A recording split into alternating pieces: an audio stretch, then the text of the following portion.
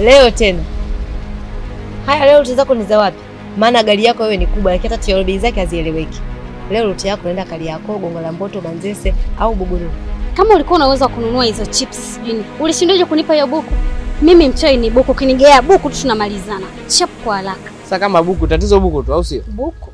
Shoga zangu nisaidieni. Sisi tumetoka kukulukukala. Tunadhani mtu mwenyewe wa maana. Kumbe kijitoto sisi tupigane kija kushindana na mama hapa.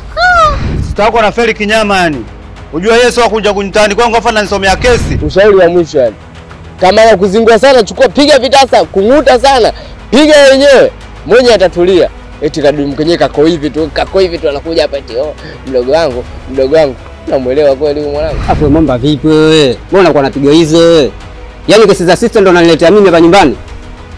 Oa, hizo pigo mimi sizimind kabisa. Yaani kesi za sister malizaneni huko. Tena nataka nikuambie kitu. Unapotuona sisi watatu tunapita mahali popote, naomba utu respect. Umenisikia? Yaani utuheshimu kama unavyomheshimu mama yako mzazi, sawa wewe kaka? Unasubutuje kumpiga mwanamke? Unatujua sisi. Ukituona sisi piga.